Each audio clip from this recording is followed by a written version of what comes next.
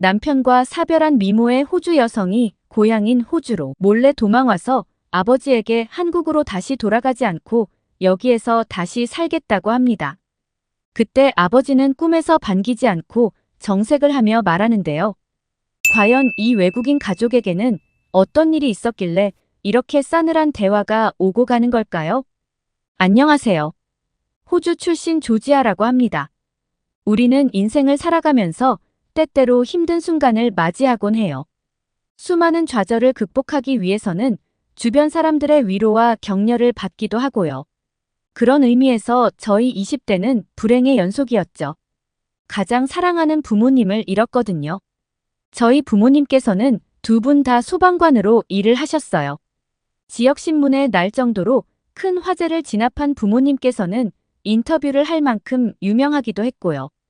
그런 점에서 저는 언제나 부모님이 자랑스러웠네요. 물론 어린 마음에 다른 사람을 위해 자신을 희생하는 것이 얼마나 대단한 일인지는 알지 못했지만 그럼에도 부모님이 하시는 일이 무척이나 대단하다는 것은 누구보다 잘 알았습니다. 소방관으로 일하시는 부모님에게 영향을 받아서일까요? 저 역시도 진로를 결정할 나이가 되자 자연스럽게 소방관이라는 직업을 꿈꾸게 되었네요. 하지만 막상 소방관이란 직업을 가질 준비를 하는 과정에서 저는 소방관과는 거리가 먼 사람이라는 것을 알게 되더라고요. 막연히 소방관이라는 직업이 주는 겉모습에 끌려 시작을 하게 되었지만 무엇보다 남들을 위해 내 몸을 희생해야 한다는 점에서 두려움이 앞섰죠. 부모님에게는 죄송하기도 부끄럽기도 했어요. 보란듯이 소방관이 될 것이라 큰 소리를 쳤으면서 정작 시작도 하기 전에 포기를 한 거잖아요.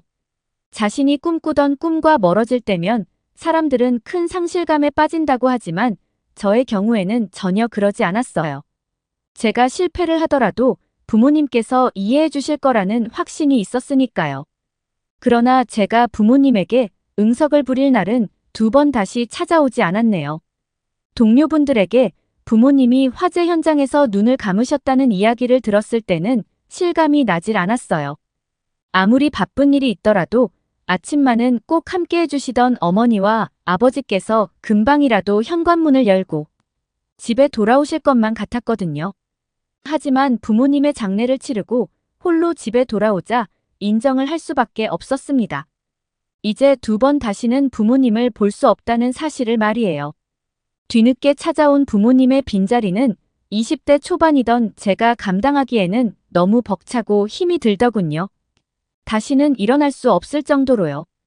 아마 남편이 아니었다면 오래도록 시간이 지난 후에도 여전히 제자리에 머무르며 부모님을 그리워했을 거예요.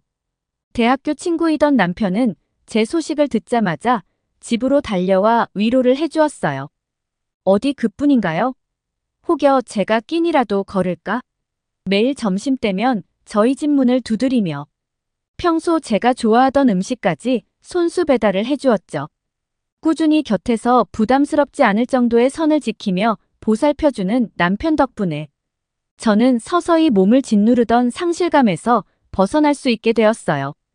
이를 계기로 저희는 교제를 시작했고요. 연인이 된 후에도 남편은 한결같이 저를 배려해주며 사랑을 주었어요. 처음으로 직장을 가지게 되었을 때 꽃다발과 함께 손편지를 적어주었을 때는 얼마나 벅차고 행복했는지 몰라요. 비록 단순한 사무직원으로 아주 작은 회사에 붙었을 뿐이지만 크게 기뻐하며 축하를 해주는 남편 덕분에 마치 대단한 사람이 된 것만 같이 느껴지더라고요. 남편과 함께하며 제일 좋았던 점은 소소한 일상에서도 행복을 찾을 수 있다는 것이었어요. 그러나 국적이 다른 만큼 저희에게도 시련은 찾아왔네요. 취업 비자의 만료가 가까워진 남편이 한국으로 돌아가야만 했거든요. 남편에게 한국으로 돌아가야 한다는 이야기를 들었을 때의 충격을 이루 말할 수 없을 정도로 컸습니다. 남편과 함께할 나날을 꿈꾸며 다시 살아갈 용기를 얻은 저에게 남편의 부재는 너무나도 큰 충격이었으니까요.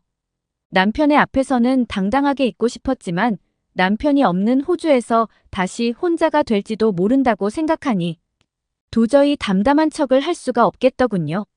이런 순간 남편은 예상 밖의 행동을 했어요. 저에게 프로포즈를 한 것이었죠.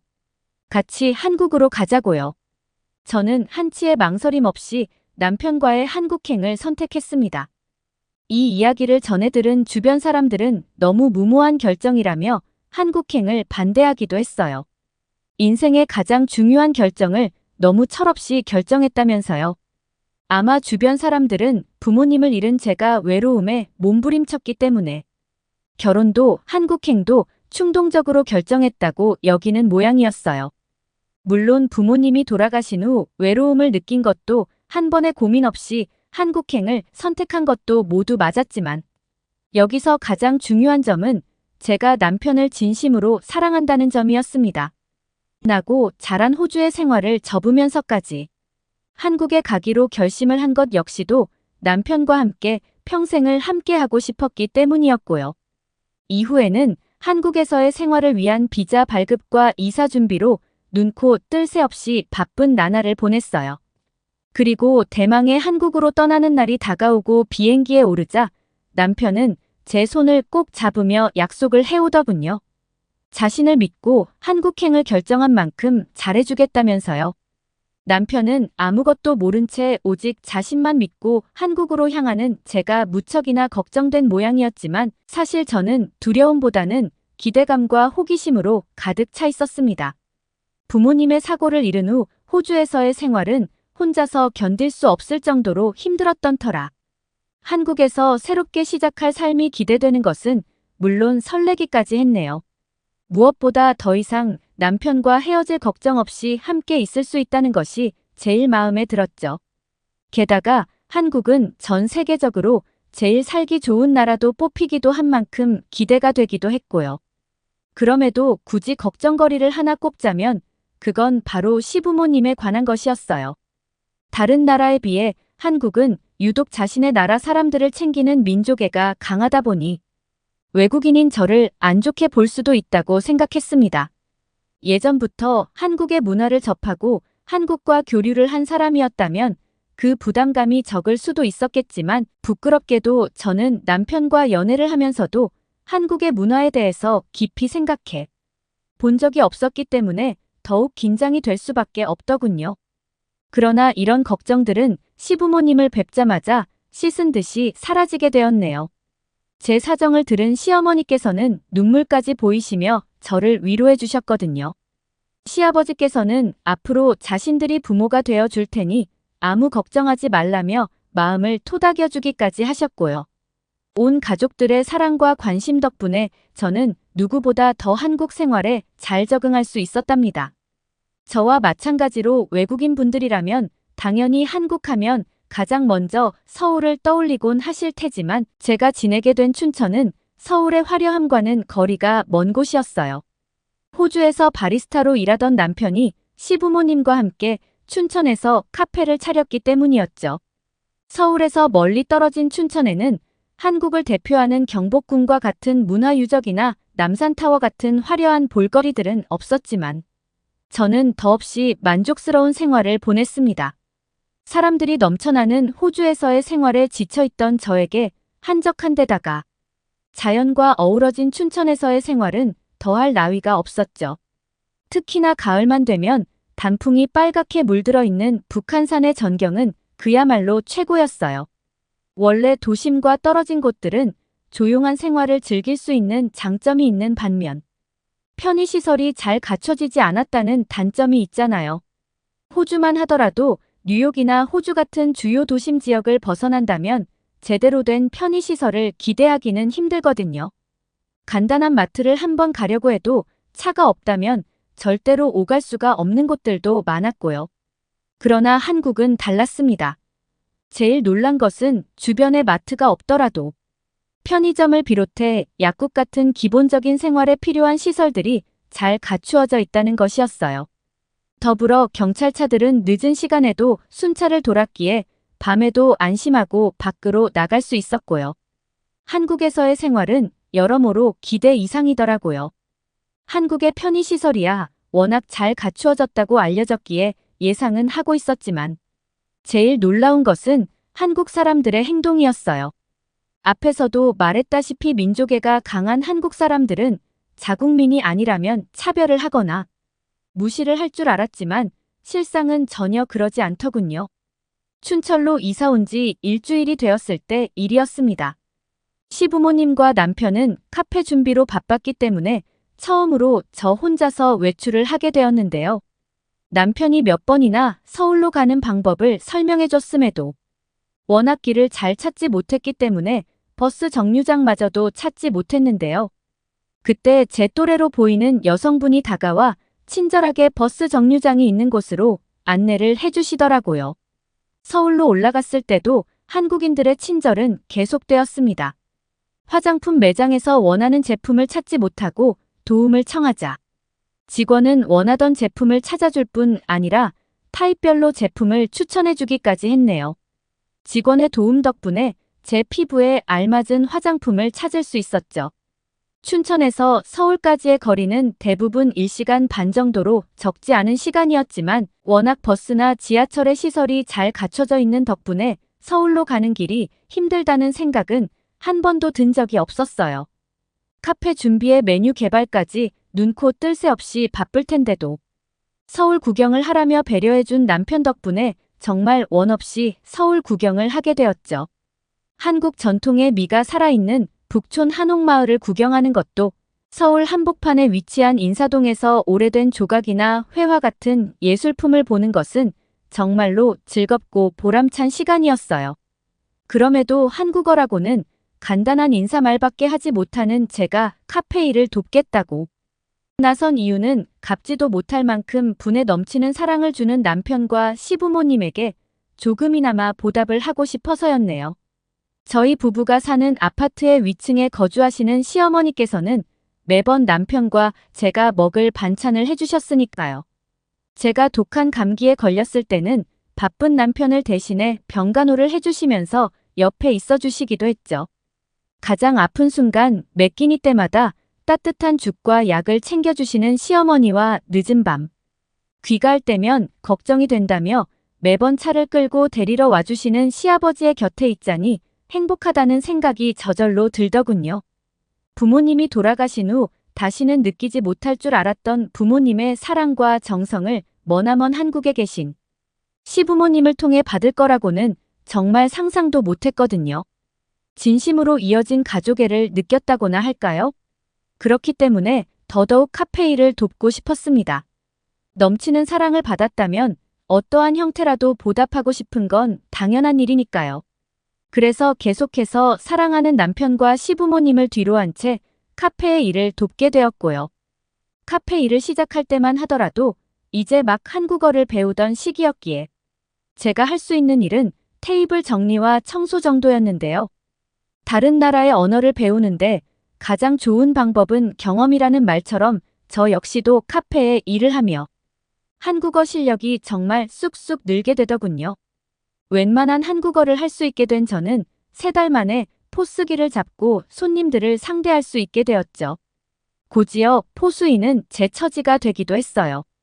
자신들보다 손님을 더 잘 상대하는 저에게 남편과 시부모님이 아예 계산대 앞에 저를 세우셨거든요.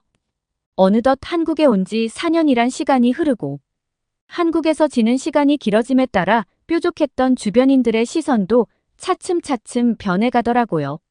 제가 한국에서 잘 지내는 모습을 보이자 덩달아 한국에 대한 관심을 보이기 시작한 것이었어요.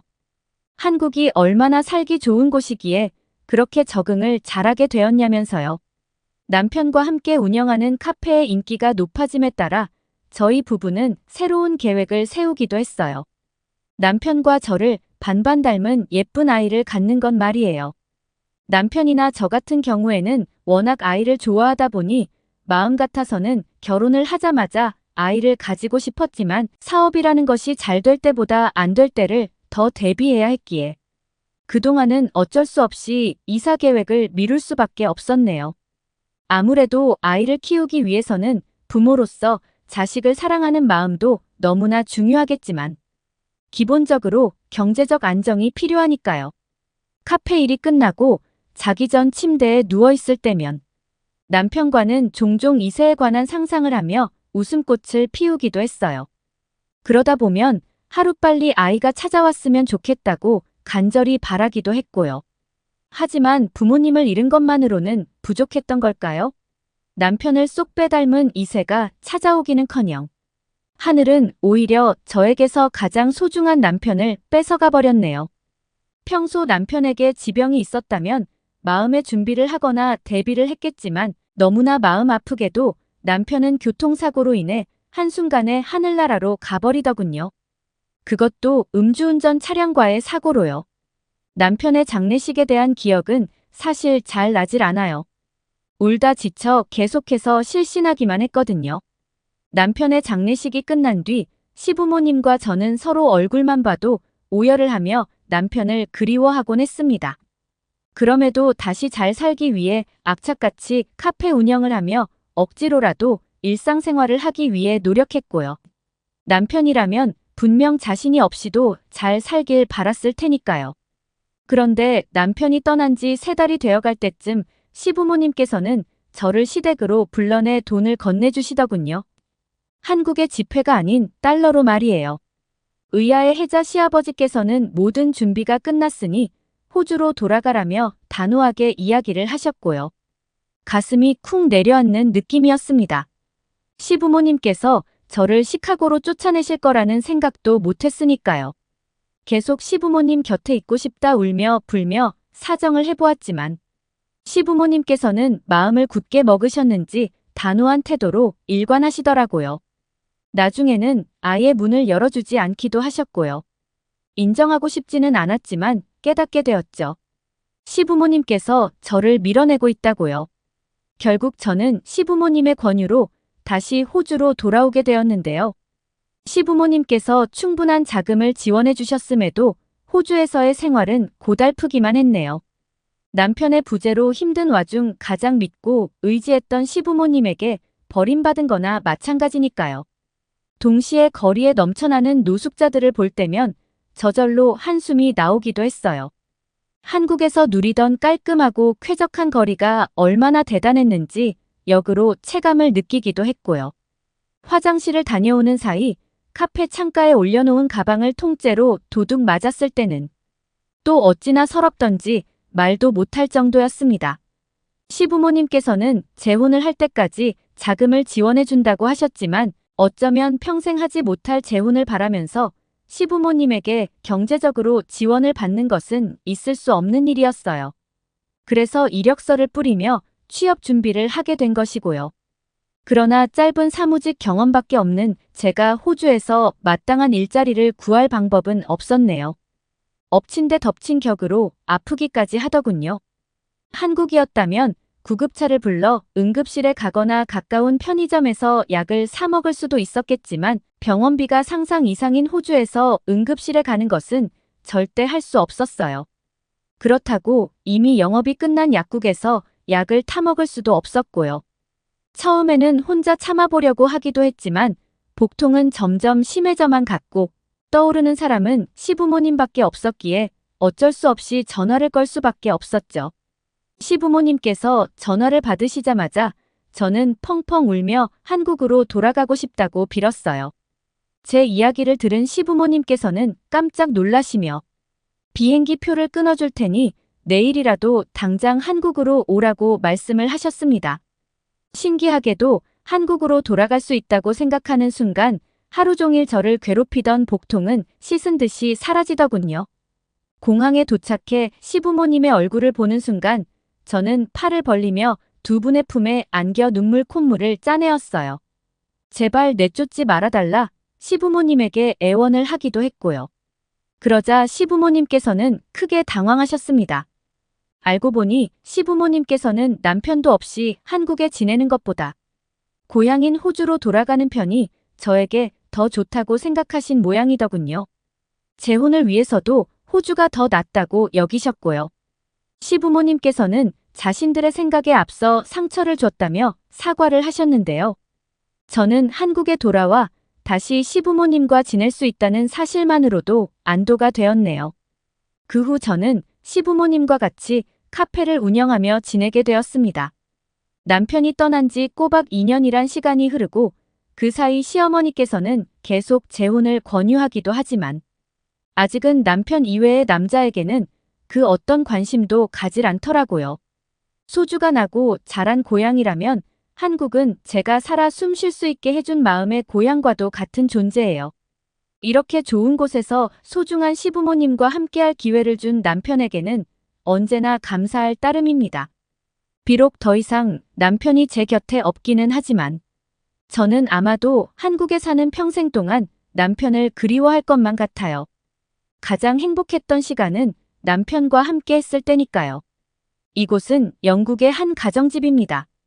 10살짜리 소년이 평소 친하게 지내는 친구네 집에 놀러 온 모양인데요. 친구 가족들이 다 같이 식탁에 앉아서 간식을 먹고 있는데 이 남자아이는 친구네 가족들과 함께 간식을 먹지 않고 혼자 친구의 방에 앉아서 게임을 하고 있습니다. 저녁 전이라 배가 고플 만한데도 이 아이는 간식을 먹지 않았는데요. 이 친구와 놀기를 끝내고 집에 돌아간 아이는 울면서 배고픔을 참아낸 이야기를 엄마에게 합니다.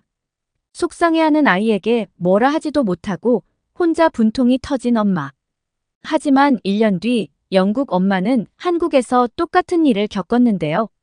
그녀가 겪은 한국에서의 재미있는 일이 인터넷 커뮤니티 사이에 화제가 되었습니다. 안녕하세요. 영국에서 쭉 살다가 작년에 남편을 따라 한국으로 와서 살게 된 제니퍼라고 합니다.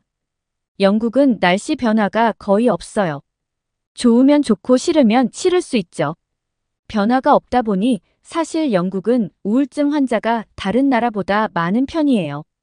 평생 영국에서만 살 줄 알았는데 결혼 후 남편을 따라 한국으로 왔습니다. 남편은 미국 사람인데 그가 영국의 주재원으로 왔었어요. 그때 저는 영국에서 레스토랑을 운영하고 있었어요. 주재원으로 일하러 온 남편은 저희 가게에 점심을 먹으러 자주 왔어요. 어느 날은 내일 가게 문을 일찍 닫아도 되냐고 묻길래 왜 그러냐고 했더니 근처 호수에 놀러 가자고 하더라고요. 저희 가게 호수는 영국 안에서뿐만 아니라 전 세계에서도 아름답기로 유명한 호수거든요. 그 예쁜 호수에서 데이트를 하는데 성사 안 될 커플이 어디 있겠습니까? 저는 그렇게 남편에게 코가 깨어서 결혼까지 했답니다. 그리고 아들과 셋이 오붓하게 영국에서 잘 살았죠. 그러다 아이가 초등학교에 들어갈 무렵 남편은 한국 주재원으로 발령이 나버렸어요. 사실 남편이 미국에서 왔으니까 미국으로 갈 수는 있겠다 싶었는데 한국은 예상치도 못한 곳이었죠. 그렇게 영국에서 삶을 정리하고 우리 가족은 한국에서 새로운 삶을 시작하게 되었습니다. 다 좋은데 저에겐 딱 한 가지 걱정이 있었어요. 바로 유독 내성적인 아들입니다. 낯가림도 심하고 습기도 없어서 영국에 있을 때도 친구와 거의 논 적이 없어요. 본래 성격인 것도 알겠지만 그 일이 있은 후 아이는 그런 성향이 더 강해졌어요. 영국은 개인주의 문화가 정말 강한 나라입니다. 국민들이 말수가 적고 표정이 한결같아 무뚝뚝하다고 평가되는 나라예요. 여느 유럽인처럼 이웃이나 단골 가게 직원과 자연스럽게 날씨 이야기를 하지 않아요. 약간 뭐랄까 필요한 말만 간단하게 하고 상대방의 사생활에 관한 답변을 유도하는 질문을 안 한다고 해야 할까요? 그것이 상대에게 대한 배려라고 생각하는 게 영국 문화거든요. 한동안 코로나로 전 세계가 떠들썩했을 때 인터넷에 유명한 사진이 화제가 된 적 있었어요. 바로 영국의 한 버스 정거장에서 EM 간격으로 줄을 서 있는 거죠. 영국은 코로나 전부터 거리두기가 있던 나라예요. 이런 문화 속에서 어느 날 내성적인 아들이 친구 집에 놀러 가겠다고 말하는 거예요. 영국 문화상 남의 집에 놀러 가는 건 어려운 일이거든요. 사생활을 침해한다고 생각하니까요. 아이는 친구 부모님에게 허락을 받았다고 하며 꼭 가겠다는 거였죠. 저렇게 내성적인 아들이 굳이 가겠다고 하니 저도 보낼 수밖에 없었어요. 아이 손가방에 과자와 빵을 조금 담아 놓았습니다. 초대해준 집을 빈손으로 보낼 수는 없었습니다. 그것이 영국의 개인주의 문화니까요. 아이는 제가 준 손가방을 들고 자전거를 타고 친구네 집에 갔고 늦은 저녁이 되어서야 우리 집으로 돌아왔습니다. 그러더니 집에 오자마자 배고프다며 빨리 밥을 달라고 하는 거 아니겠어요? 보통의 가정이라면 오후 늦게 간식을 먹거든요. 아이가 안 먹었을 리가 없을 텐데 저는 아이에게 친구네 집에서 간식을 안 먹었니라고 물었죠. 아들은 친구가 간식을 먹을 동안 자기는 친구 방에서 게임을 했다고 했어요. 왜 같이 안 먹었냐고 물어보니 아까 친구 집에 갈 때 가져간 손가방을 자전거 탈 때 뒷좌석에 두고 탔는데 친구 집에 도착해서 자전거에 내리니 손가방이 없어졌다는 거지. 뭡니까? 빈손으로 친구 집에 들어가게 된 아이는 그때부터 주눅이 들었나 봐요. 친구 부모님은 물론 우리 아이를 따뜻하게 환영해 주었을 거라고 추측하지만 어쨌든 아이는 불편했던 거죠. 오후 4시 반쯤 간식 시간이 돌아오자 아이는 배가 고프기 시작했다고 합니다. 집에서는 늘 그 시간에 간식을 먹으니까요. 그 집도 간식 시간이라 간식을 먹으러 오라고 했다고 해요. 그런데 빈손으로 간 우리 아이는 간식을 먹는 것도 뭔가 안 맞다고 생각했는지 친구에게 안 먹겠다고 얘기를 했대요. 영국 문화답게 친구의 부모님은 우리 아이가 간식을 먹으러 식탁으로 안 와도 한마디도 없었다고 합니다. 그래도 그렇지 아직 어린아이인데 왜 안 먹는지 한 번쯤 물어보았으면 좋았을 텐데 아이는 배고픔과 무안함이 섞인 감정으로 계속 놀다 집으로 왔어요. 아무리 문어라고 해도 저는 너무 화가 났고요. 당장 따지러 그 집을 가려다가 참았습니다. 되려 제가 예의 없는 사람으로 보일 수 있겠다 싶어서요.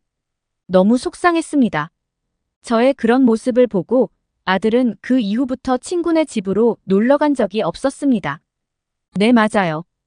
아들의 성격은 더 소심해지고 내성적으로 가더군요. 그런 아들을 데리고 완전히 다른 문화권인 아시아로 간다는 것에 걱정이 앞섰습니다. 말도 안 통하지 문화도 다르지 새로운 친구들을 잘 사귈까 하는 마음에 한국에 도착해서도 잘 온 건지 아닌지 모르겠더라고요. 시간은 흘렀습니다. 한국에 와서 아들은 국제학교에 입학하고 적응을 잘하는 듯한 모습을 보여줬어요. 국제학교에 온 친구들은 세계 각지에서 오다 보니 새로운 우리 아들을 반갑게 맞이해줬어요. 그리고 학교 체육 시간에도 점심시간에도 친구들은 우리 아들과 함께 하려고 했다고 해요. 어울리는 시간이 많아지다 보니 아이의 한국어 실력도 조금씩 늘고 그러니 같은 아파트 단지 놀이터에서도 친구가 생기기 시작했습니다. 정말 기특하더라고요. 1년이 지나도 한국어를 제대로 못하고 버벅거리는 저에 반해 아이는 친구들과 핸드폰으로 약속 시간도 정하고 동네 떡볶이집도 다녔어요. 그리고 얼마 되지 않아 아들이 친하게 지내는 동네 친구 이가 생겼어요. 이는 제 아들에게 자기 집에 놀러 오라고 했다더군요. 아들은 연극 때 겪은 트라우마가 있었는지 저한테 가도 되는지 물어보았어요. 저의 허락을 구하는 게 아니고 거기 가면 상처받지 않고 괜찮을까 하는 마음에 물어보는 거였죠. 저는 단숨에 무조건 오케이라고 했습니다. 한국 생활을 제대로 할지 걱정이었던 엄마한테 오히려 친구 집에 놀러 가도 되냐고 묻는 아들이 너무 고마웠어요. 아들은 걱정 반 들뜬 마음 반으로 잠을 청하고 다음날 학교 끝나고 와서 친구 집에 갈 준비를 했습니다. 그런데 아들이 손가방에 빵과 과자를 담고 가는 거 아니겠어요? 저는 한국 문화는 영국과 달라서 꼭 가져가지 않아도 된다고 말했지만 아들은 예전에 실수가 되살아나는지 꼭 가져간다고 했어요. 그렇게 시간이 지나서 아들은 늦은 저녁에 집으로 돌아왔습니다. 아들이 어떤 이야기를 할지 무척 궁금했어요. 과자와 빵을 챙겨서 친구 집에 간 아들은 재미있게 놀다가 친구 어머니가 배가 고프니 뭐 좀 먹어야겠구나 하며 아들에게 무엇이 먹고 싶냐고 물었다고 합니다. 아들은 들고 갔던 과자와 빵을 친구 엄마에게 주었는데 친구 엄마는 이게 뭐야 하면서 가방 안에 음식이 들어있는 것을 보고 크게 웃으셨대요. 그러면서 고맙구나 하지만 우리 집에 초대된 너는 내 아들처럼 귀한 손님이란다. 우리 집에서 맛있는 음식 먹고 와 잘 놀다가 주면 그것만으로 정말 좋겠구나라고 말했다고 해요. 그러고는 간식보다는 아예 든든히 저녁을 먹자고 하면서 혹시 돼지갈비를 좋아하냐고 물었다고 해요. 달콤한 양념 돼지갈비를 싫어하는 초등학생은 단연코 한 명도 없을 겁니다. 아들은 놀다가 배가 많이 고팠는지 이 어머니가 해주신 밥상에 앉아 허겁지겁 식사를 했대요. 준건이도 마찬가지고요. 그렇게 둘은 실컷 맛있게 먹고 다시 이 방에 놀러 들어갔다는 거예요. 놀고 있는 동안에도 준건이 어머니는 아이들이 잘 놀고 있는지 살피시고 아까 먹은 고기가 혹시라도 소화가 잘 안 될까봐 매실차도 주고 가셨대요. 그리고 시간이 되어준 거니 집에서 나올 때도 엘리베이터를 타고 1층까지 같이 내려와 주셨다고 하더라고요. 저는 이 말을 듣고 마음속에서 뭉클한 감정이 솟아올랐습니다. 사실 영국에 개인주의 문화가 있지만 그건 어른들 사이에 적용되는 건 괜찮아요. 하지만 아직 어린아이들한테까지 그러는 건 뭔가 맞지 않다고 생각했습니다. 한국인 이정이 많다는 건 예전부터 듣고 알고 있었지만 우리 아들에게 이렇게 대해줬다는 사실에 너무 감사했죠. 내 자식이 귀한 만큼 남의 자식도 귀한 대접을 해준다는 것이 이런 것이었어요. 저는 너무 감사해서 이 전화번호를 통해 어머니에게 감사 인사를 드렸어요. 어머니는 아니 별것 아닌 것 가지고 왜 전화를 하냐며 당연한 것 아니냐고 하시더라고요. 대단한 음식을 차린 것도 아니고 우리 먹는 거에 숟가락 하나 더 얹었는데 그걸 갖고 감동하는 게 당황스럽다고 하셨죠. 그리고 언제든지 이 집에 놀러 와도 된다고 하셨어요. 제 마음엔 여러 가지 감정이 교차했어요. 감사의 마음에 선물이라도 드리겠다고 제가 고집했어요. 그러니 준건이 엄마는 가만히 있다가 영국에서 왔다고 하셨죠? 라고 물으시더니 뜬금없이 그럼 다른 선물은 못 받겠고 빵 한 조각만 주세요 하시며 유머로 넘기시더라고요. 그렇네요. 생각해보니 영국은 개인주의 문화보다 빵이 더 유명했네요. 준이 어머니의 재치에 저도 웃음이 막 터지더라고요. 준건이 집에서 성공적인 방문기를 마친 우리 아들은 그 이후 점점 많은 친구를 사귀게 되었어요. 대부분 한국 친구들이었어요. 예전에 내성적인 성격이 많이 좋아졌고 이젠 게임할 때 팀 대표도 한답니다. 한국 와서 사교성이 정말 좋아졌지요. 다 한국의 문화, 한국의 어른들 덕입니다. 저는 남편이 한국 주재원 활동한 아이의 청소년기가 지났으면 하는 바람이에요. 이런 안정적이고 따뜻한 곳에서 청소년기를 잘 보낸다면 이 세상 어디 나가도 잘 헤쳐나갈 거라 믿어요. 한 콜롬비아 청년이 친구들에게 비난을 받고 있습니다. 이 청년은 친구들에게 아무 말도 할 수 없습니다.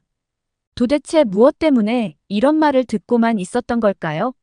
그리고 5년 뒤 콜롬비아로 돌아온 이 청년은 과연 어떤 모습이 되어 있을까요? 안녕하세요. 저는 지금은 콜롬비아 대학들에서 한국어 강사를 하고 있는 벨로라고 합니다. 지금은 콜롬비아에서 한국어에 대한 관심과 위상이 상당히 높은데요. 제가 한국어를 배울 때만 해도 전혀 이런 분위기가 아니었습니다.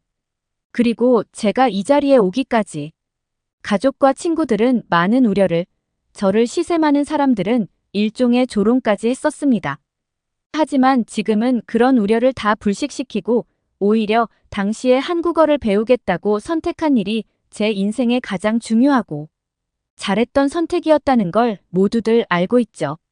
제 이야기를 말씀드리기 위해서 한참 전으로 회상해야겠네요. 고등학생 때 다른 학생들처럼 대학교 진학을 고민하고 있었습니다.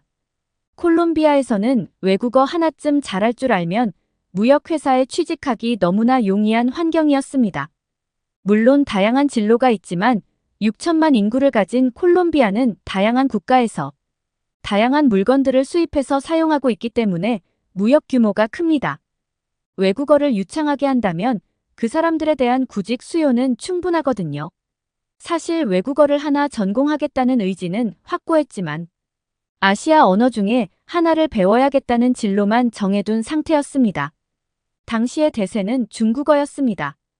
중국이 크게 성장하고 있고 콜롬비아에서도 중국과 무역을 크게 하고 있기 때문에 가장 안전한 진로였죠. 어디까지나 당시 기준에서 말이죠.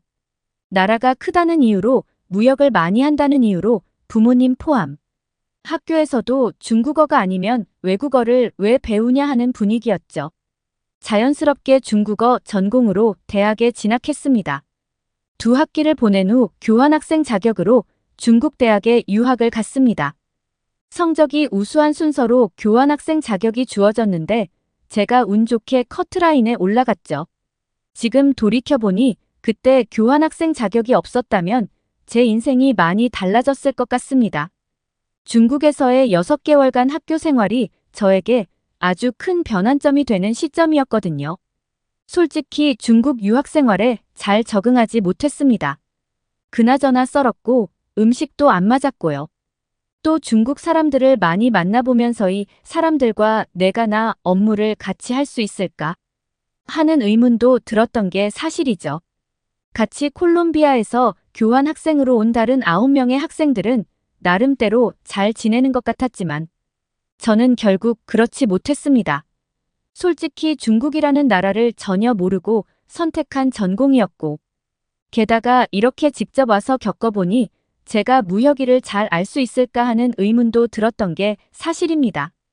적극적인 성격에 처음 보는 사람과도 거리낌 없이 대화할 수 있는 성격이 못 되었거든요. 그렇게 흔히 말해 아싸로 학교 생활을 하고 있었습니다. 그러다가 한국에서 중국으로 유학 온 재성나는 친구를 만났습니다. 이 친구는 또 중국어를 배우기 위해 이곳으로 유학을 온 친구인데 저와 마찬가지로 중국 문화에 적응하는 걸 조금 힘들어하는 친구였습니다. 저는 재성나는 친구와 어울리며 자연스럽게 한국어를 조금씩 알게 되었고 재석도 콜롬비아에 대해서 조금씩 알게 되었죠.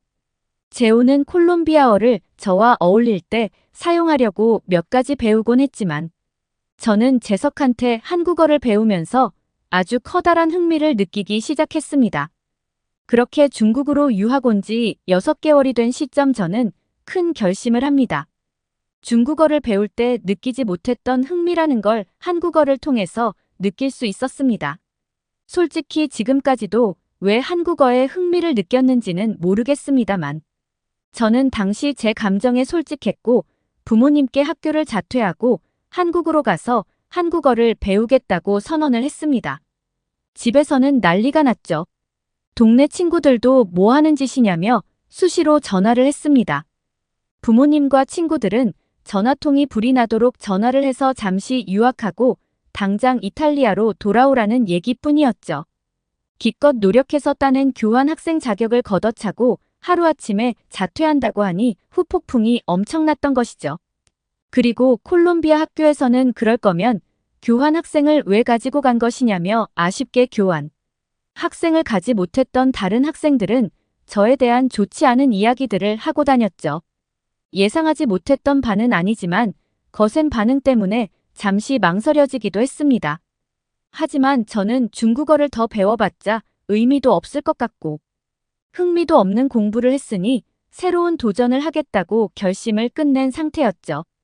그렇게 자퇴를 하고 콜롬비아로 돌아가지 않고 한국으로 갔습니다.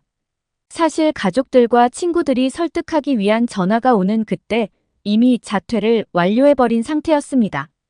곧바로 한국으로 가버렸습니다. 지금은 웃으며 말할 수 있지만 당시에 어머니는 스트레스를 크게 받으셔서 알아놓으셨다고 하더군요. 솔직히 가족들과도 한 달에 한 번 연락할까 말까 한 정도로 안부만 묻고 있었습니다. 드라마처럼 제가 쫓겨난 자식이었냐고요. 그건 아니고요. 저는 한국에서 너무나 재미있는 생활을 하고 있었기 때문에 미안하지만 가족들에게 연락할 시간조차 없었던 것 같습니다. 한국에서 한국어 공부를 했고 한국인 여자친구도 만날 수 있었고 학생 비자가 끝날 때쯤 오히려 콜롬비아어가 필요한 한국의 무역회사에 취직해서 비자까지 아주 넉넉히 확보했죠. 하루하루 저희 한국어 실력은 가파르게 늘고 있었죠. 그렇게 5년 가까이 한국에서 살았습니다. 그러다가 아버지가 건강이 나빠지셨다는 소식을 듣게 됐습니다. 그리고 중국으로 출국한 그날부터 정확히 5년이 되는 날 콜롬비아로 돌아갔죠. 콜롬비아로 돌아가는 비행기에서 많은 생각이 들었습니다. 아버지가 건강이 나빠지신 것도 걱정이 되고 혼자만 신나게 한국에서 잘 살았는데 뭔가 가족들을 뒷전으로 두었던 제 행동을 반성하게 되더군요. 그제서야 제 주변 사람들이 눈에 보인 것이죠. 이제는 한국 생활을 정리하고 소중한 가족과 함께 지내고 싶다는 생각이 들었습니다. 그러면서 철없던 지난날을 회상하며 비행기 안에서 남몰래 눈물을 훔쳤습니다. 그렇게 콜롬비아에 도착해서 곧바로 아버지가 계신 병원으로 갔습니다. 가족들이 저에게 자세히 말을 해주지는 않았는데 어떤 병을 얻으신 게 아니라 교통사고를 당해서 지금 중환자실에 계신다는 것이었죠. 제가 많이 놀랄까봐 교통사고라는 말은 안 해주었던 것이죠. 저는 아버지를 유리안 너머로만 뵐 수 있었고 누워 계신 아버지를 보며 정말 서럽게 눈물을 흘렸습니다. 시간이 지나고 아버지는 점점 회복을 하셨습니다. 아버지가 눈을 뜨셨을 때 제가 옆에서 간병을 도와드리고 있어서 아버지와 5년 만에 눈물의 재회를 했죠. 아버지는 결국 건강을 찾으시고 퇴원을 하셨지만 다리 안쪽이 불편한 장애가 남으셨습니다. 그리고 비행기에서 한국으로 돌아가지 않겠다는 생각도 이때를 기점으로 확고해졌죠. 소중한 가족들과 콜롬비아에서 지내야겠다는 생각을 했습니다. 한국의 회사에는 제 사정을 이야기하고 별탈 없이 퇴사 처리도 완료했습니다. 이제부터는 이곳에서 직업을 구해야 했죠. 한국에서의 경험을 살려 무역회사에 취직할 수도 있었지만 자진 출장으로 가족들과 떨어져야 하는 그런 업무적인 특성이 이제는 싫어졌습니다. 마침 또 제가 콜롬비아를 떠나 있는 그동안 한국어에 대한 인기는 하늘에 치솟았고 그 수요를 따라 대학에서도 한국어 강사를 채용한다는 공고가 널려 있었죠. 가장 가까운 대학 한 군데에 지원서를 냈고 면접을 봤습니다. 면접관들은 제 한국어 실력에 깜짝 놀라시며 강사 경력이 없지만 이 정도 한국어 실력이면 채용에 문제가 없겠으 면전에 대놓고 좋아하셨죠? 제가 유일한 지원자이기도 하고 면접관들이 이렇게나 좋아해주니 모 합격은 당연한 수준 같았습니다. 역시나 합격했습니다. 알고 보니 당시 많은 대학들이 한국어 강사를 못 구해서 난리도 아니었던 상황이었다고 합니다. 그런데 제가 변두리 대학에 한국어 강사를 하겠다고 지원하니 지원자가 있다는 그 사실만으로도 난리가 났었다고 하더군요. 그렇게 면접장에서 제 한국어 실력을 보고 아주 좋아해 주었던 것이죠. 저 때문에 그 대학에서 처음으로 한국어 강의가 열렸습니다. 이런 사실을 알고 굉장히 부담스러운 마음으로 강의실에 들어갔던 그날이 떠오릅니다. 처음 들어간 강의실에는 제 강의를 듣기 위한 학생들로 가득 차 있었습니다. 제 능력이 대단한 게 아니라 한국어에 대한 인기가 대단했죠. 거의 원어민 수준의 한국어 발음과 한국에서 직장도 다녔기 때문에 한국 문화에 대해서 아주 잘 알았던 저는 금세 인정을 받게 됩니다. 그리고 아주 먼 거리에 있는 대학에서까지 저를 스카우트하려고 이메일이 수시로 오고는 했습니다. 이 소식을 알게 된 대학 총장님께서 저와 면담을 하자며 부르시더군요. 여기 학교에 남아준다면 교수 자리까지 보장을 해주겠다. 다만 지금 학위가 없기 때문에 몇 년간은 강사 일과 병행하며 학위를 마치고 박사 취득 때까지 기다려주겠다고 말이죠. 몇 년 뒤 한국어 학과가 개설되면 학과 대표 교수 자리를 보장해주겠다고 말도. 사실이 정도면 엄청난 대우가 맞습니다. 이런 변두리 대학에서 한국어 학과가 생긴다는 것만으로도 대학의 급이 달라질 수도 있기 때문이죠. 저는 가족들과 멀리 떨어지기 싫어서 다른 대학에 갈 생각도 없었지만 총장님께서 이렇게 확고하게 저를 밀어주신다고 하니 마다할 이유가 없었습니다. 그리고 이런 기회를 주신 총장님께 감사 인사를 드렸죠. 솔직하게 이런 기회가 저에게 주어진 것에 대해서 과분하다고 생각하고 있습니다. 제 능력보다는 한국에 대한 관심이 많아지면서 한국어에 대한 수요도 많이 늘어난 덕분이죠. 그리고 저는 아무도 배우려고 하지 않았던 한국어를 남들보다 조금 일찍 배운 것일 뿐인데 말이죠. 그리고 중국어학과 제 동기들은 대부분 무역회사에 취직을 했다가 적성에 맞지 않아 다른 일을 구하고 있는 친구들이 과반수 이상을 차지하고 있습니다. 어린 시절 단지 중국이 크다는 이유로 중국어를 배우고 대부분 그 언어로 무역회사에 취직하는 게 전부였던 그 진로에 대해서 탐색이 부족했던 게 실패의 원인이겠죠. 저는 중국에서 친해진 한국인 친구 때문에 한국에 관심을 가지게 되었고, 먼 길을 떠나 지금 한국 덕분에 여유 있고 풍족하게 지내고 있죠. 그리고 가족의 소중함도 깨닫게 되었습니다. 제가 글을 시작하며 한국으로 갔던 그 결정이 아주 중요했고 잘했던 결정이라고 말씀드렸습니다. 이런 미래를 계획하고 했던 결정은 아니었지만 그때 그 선택을 하지 않았다면 어쩔 뻔했나 아찔하기도 하네요. 제 사연 들어주셔서 감사합니다. 일본의 홍등가 뒷골목. 여기에 한순간의 잘못된 선택으로 인생의 밑바닥까지 떨어진 10대 소녀가 있습니다. 그녀의 이름은 비비안.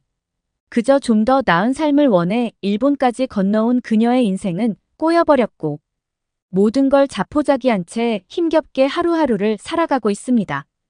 그런 그에게 한 명의 한국 남자가 접근해 오는데요.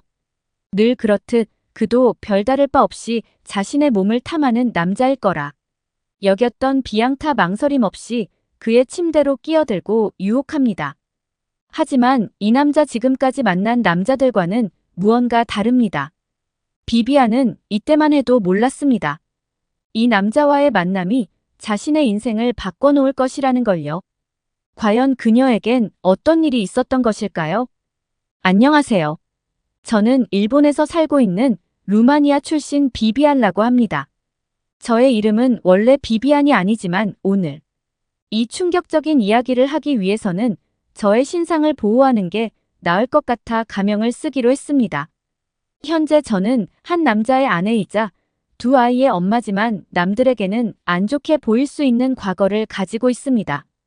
다행히 저의 과거를 이해해주고 보듬어준 남자를 만나 잘 살고 있지만 어릴 땐 저 같은 여자가 감히 결혼을 할 수 있을 거라고는 생각도 못했습니다. 그도 그럴 것이 저는 홍등가에서 남자들에게 몸을 내어주던 여자였으니까요. 저라고 그런 삶을 살고 싶었던 것은 아니었습니다. 90년대 이후 일본의 버블이 무너지게 되면서 수많은 여성들이 길거리로 내몰리게 되었습니다.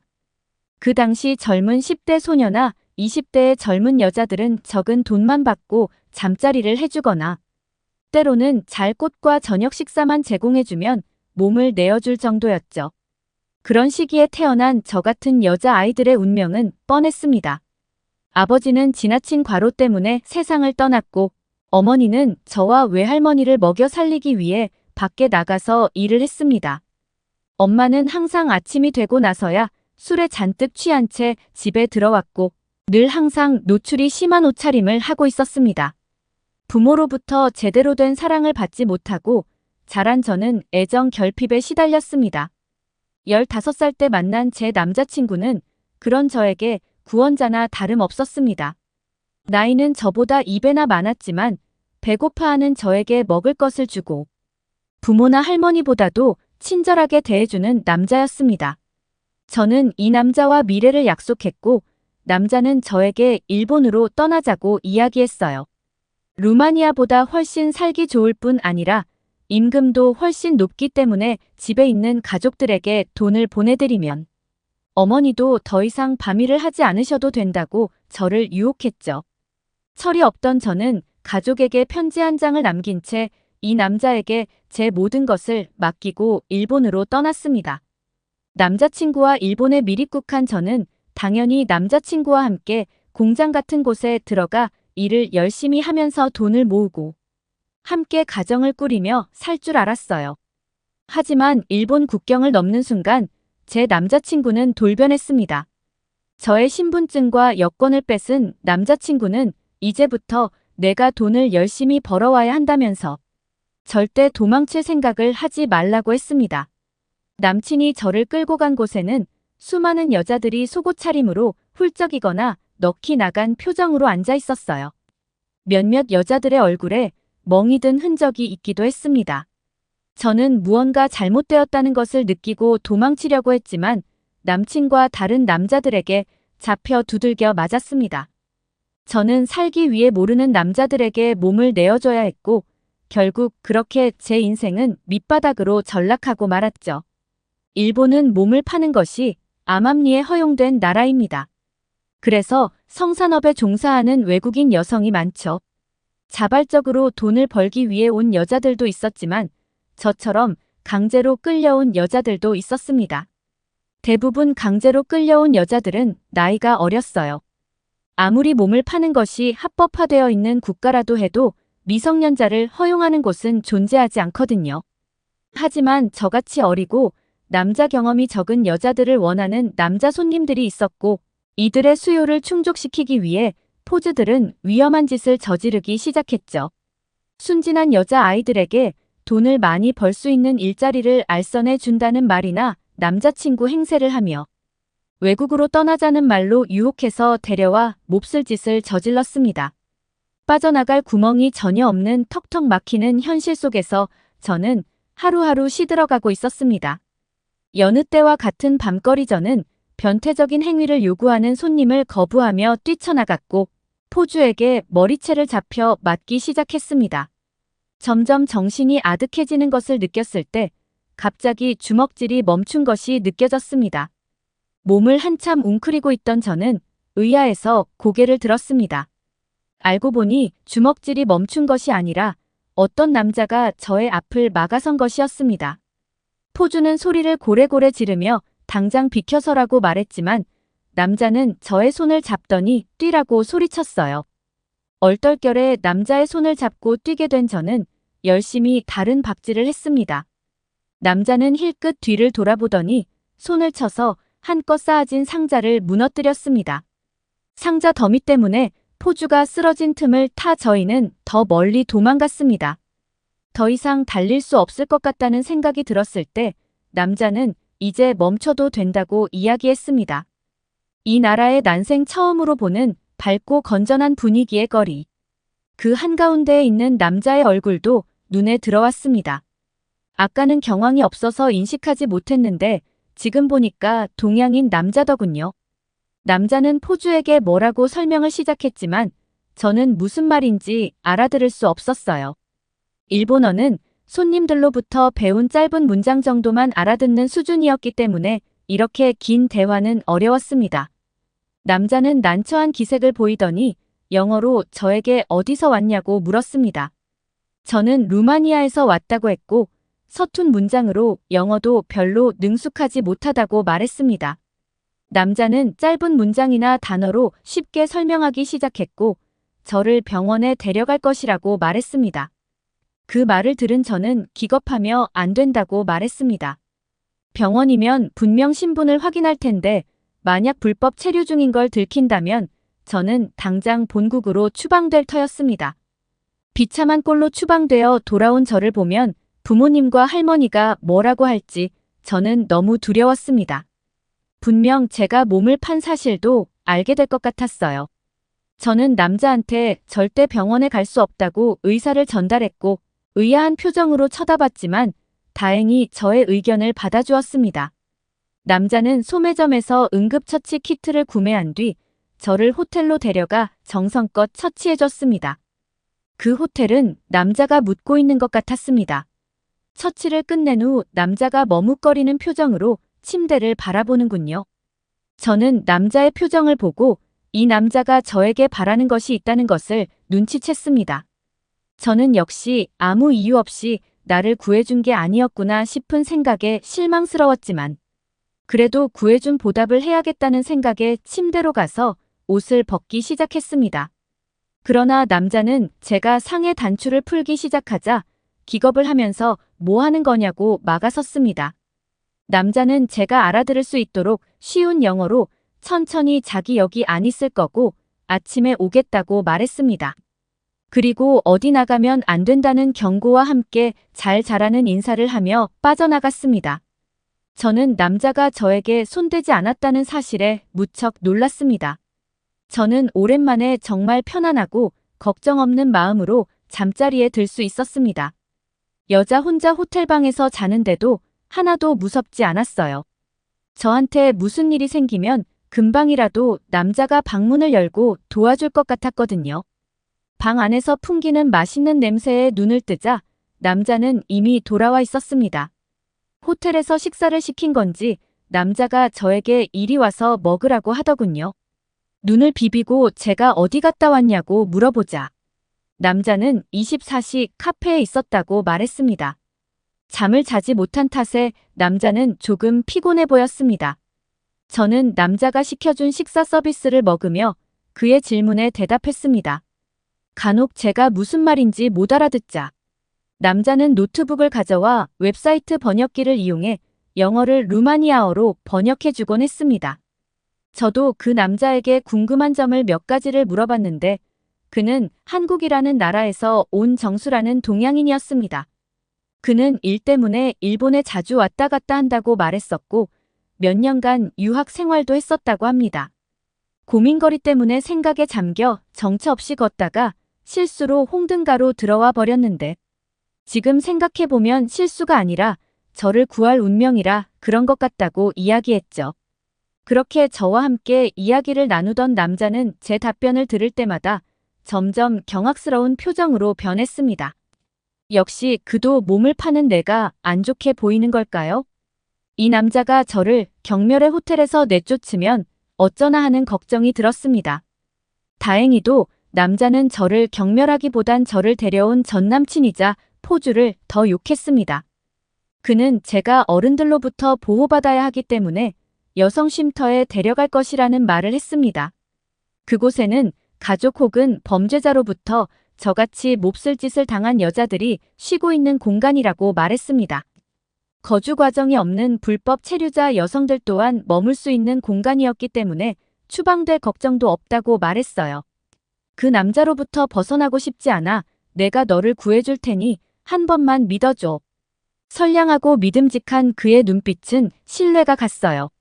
저는 남자의 손을 잡고 경찰서를 따라갔습니다.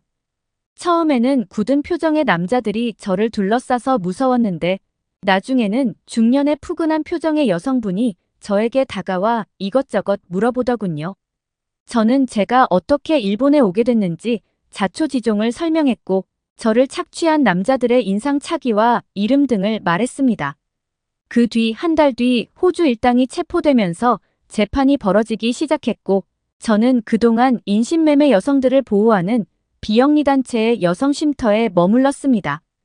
저는 저를 괴롭혔던 남자들이 이렇게 쉽게 처벌받을 수 있다는 것에 허탈함을 느꼈고 또 저와 같은 처지의 아이들이 많다는 것에 큰 충격을 받았습니다. 독일이나 일본 같은 나라에서 성산업을 허용하기 시작하면서 동유럽에서는 어린 10대 여자아이들을 상대로 한범죄가 크게 늘었다고 합니다. 불법 체류자가 경찰에 협조한 경우 임시 허가증을 얻을 수 있었고 저같이 범죄 조직에 연루된 미성년자의 경우에는 본국으로 돌아가는 것이 위험하다고 판단하여 운이 좋으면 영주권을 얻을 수 있었습니다. 물론 영주권을 얻는 것은 단번에 될 수 없고 몇 년 이상 걸리는 일이었지만 그래도 저는 떠나지 않아도 된다는 것이 기뻤습니다. 저를 도와줬던 정수라는 남자를 그 뒤에도 몇 번 만났지만 그가 한국으로 돌아가면서 다시 보지 못하게 되었습니다. 저는 편지를 보낼 수 있는 주소라도 알려달라고 했지만 그는 앞으로 저의 새 인생을 위해서는 과거를 아는 사람이 있는 건 별로 좋지 않다고 말했습니다. 정우는 좋은 사람이지만 이 말은 지금도 공감하지 않습니다. 그는 누군가에게 제 과거를 발설한 사람도 아니었고 제 남편처럼 제 과거를 감싸 안아준 사람도 있기 때문입니다. 제 남편은 제가 성인이 된 후 직업 교육을 받고 취직한 곳에서 만난 남자로 아내와 사별하고 혼자 외롭게 살던 남자였습니다. 지금 남편이 저에게 호감을 표했을 때 저는 제 과거를 털어놓았지만 남편은 오히려 안아주면서 고생이 많았다고 안아주던 좋은 사람이었습니다. 언젠가 다시 정수를 보게 된다면 제가 얼마나 잘 살고 있는지 꼭 보여주고 싶습니다. 그리고 저의 인생을 바꿔준 그에게 고맙다는 인사를 하고 싶습니다. 오늘의 이야기는 여기까지입니다. 끝까지 시청해주셔서 감사합니다.